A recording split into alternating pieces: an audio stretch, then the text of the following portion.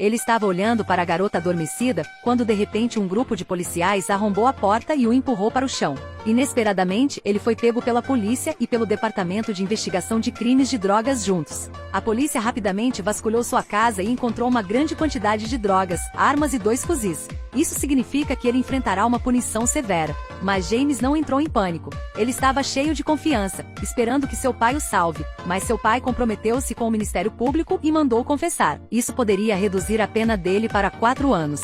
Esta inesperada má notícia tornou muito difícil para James aceitar, mas diante da persistência de seu pai, James optou por confessar. Na hora do julgamento, James admitiu calmamente sua culpa, mas o juiz disse que ele possuía armas para proteger seus bens proibidos. De acordo com a pena mínima, ele foi condenado a 10 anos de prisão. Só então James percebeu que ele e seu pai haviam sido enganados pelo escritório do promotor. Após 7 meses de prisão, o diretor de repente levou James para a enfermaria. E as pessoas que o esperavam lá dentro era o promotor que enganou ele e uma investigadora especial. Lauren sabia que ele viveu uma vida muito boa aqui, estabeleceu relacionamentos com gangues, um negócio paralelo de aluguel de revistas de adultos. Eles viram a capacidade de James de iniciar uma conversa e se dar bem com qualquer um. Além disso, ele só poderia usar algumas frases simples para fazer as pessoas ao seu lado inconscientemente falarem, como Lauren agora. Eles queriam fazer um acordo com ele, que mudasse-se para outra prisão para abordar um serial killer e descobrir a localização de um corpo.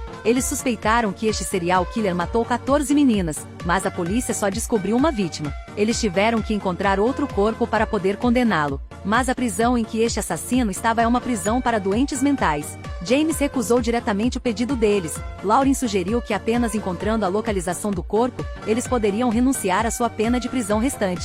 Mas James ainda não concordou. Lauren novamente disse que o assassino estava apelando. Uma vez que o recurso fosse bem sucedido, o assassino seria libertado. Então mais garotas seriam prejudicadas. Mas James achou que isso não tem nada a ver com ele. Lauren esperava que ele pudesse apreciar a oportunidade, e deixou um arquivo do assassino com ele, dizendo-lhe para pensar 2 vezes antes de tomar uma decisão. Depois de voltar para a prisão, James abriu o arquivo para ver. O registro do caso deixou James extremamente surpreso. Esta é uma história verídica que aconteceu em 1993. O corpo de uma jovem foi descoberto em um milharal. A pista era apenas um caminhão, mas a polícia não pôde identificar a cor dele. Foi só 1 ano depois que Brian encontrou mais uma pista. O motorista de caminhão assediou 2 meninas na rua. Sua placa também foi recentemente registrada no estado onde o corpo da menina foi encontrado. E este caminhão foi denunciado 3 vezes no ano passado pelo mesmo motivo. Brian investigou o itinerário do veículo e descobriu que ele passou por esse lugar no dia em que a garota desapareceu. Mas quando Brian viu o motorista, parecia um cara inofensivo que não conseguia falar claramente. Lauren disse que muitas vezes sonhava em matar garotas, e era muito real. Era apenas um sonho, mas essa frase deixou Brian extremamente surpreso. Ele perguntou sobre os detalhes do sonho. Lauren disse que em seu sonho, ele parecia estar fora de seu corpo, mas tinha uma vaga sensação de que havia feito algo ruim. Quando Brian tirou a foto da menina vítima, Lauren de repente ficou bravo e não cooperou mais. Toda a polícia achou que ele estava falando bobagem e disse a Brian para desistir da investigação.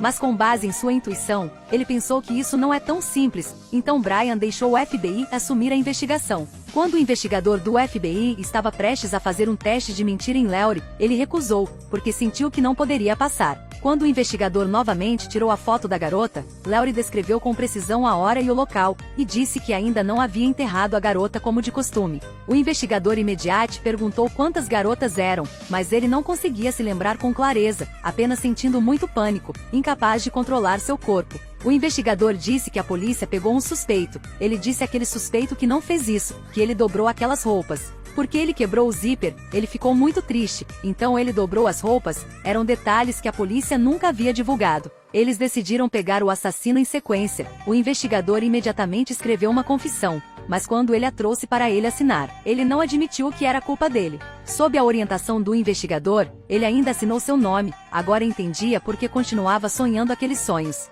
Muito em breve, a polícia descobriu um caminhão muito limpo em sua casa bagunçada. Seu irmão estava constantemente protegendo Lauren. Mas durante o julgamento, o juiz achou que ele tinha um obstáculo de personalidade, era muito suscetível à sugestão de outros. Sua assinatura também foi usada em letras minúsculas, diferente daquela usada para assinar seu nome. Além disso, todos os investigadores testemunharam que Brian era muito ameaçador para ele, então aprovou seu pedido de apelação. Eles tinham apenas um mês para encontrar novas evidências. Então decidiram encontrar alguém para se aproximar dele, para que ele pudesse dizer onde o corpo da menina morta estava escondido. Lauren usou a condição de redução de 10 anos de prisão, para James ir para a prisão mais perigosa. Sua missão é se aproximar do assassino que matou 14 garotas para que ele diga onde o corpo está enterrado. James ainda estava hesitante e ligou para consultar seu pai. Mas ele achava que aquela prisão é muito perigosa, e disse a James para esperar mais. Mas logo a má notícia veio. Por causa de sua história, James estava tão estressado que estava acamado,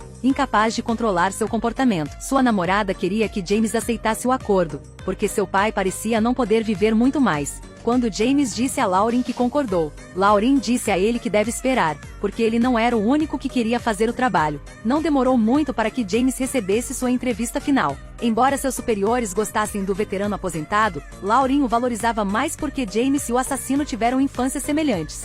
Lauren queria que ele usasse essa memória de infância para se aproximar do assassino. No final, Lauren conseguiu convencer seus superiores a deixá-lo assumir o cargo. A polícia deu-lhe uma nova identidade. A verdadeira identidade de James é conhecida apenas pelo chefe da prisão e pelo psiquiatra. Lauren usou a identidade de sua namorada para participar da ação desta vez. Se em uma situação forçada, ele tem permissão para agir intimamente com ela para não deixar o assassino sentir qualquer perigo. Além disso, uma vez que ele cometesse um erro, a punição de James aumentaria. O acordo também terminou. Assim que se aproximou desta prisão, ele começou a tremer de medo e quis se retirar, preocupado que ficaria trancado neste inferno para sempre. Após a garantia final da polícia, James decidiu fazer uma aposta. Depois do processo normal da prisão, James entrou com sucesso nesta prisão cheia de loucos. E agora o serial killer Lauren estava usando a lareira na prisão. Ele não parece esperto por fora, mas com apenas algumas frases simples, ele pôde expulsar o guarda, e até fazer o guarda o ajudar a conseguir comida.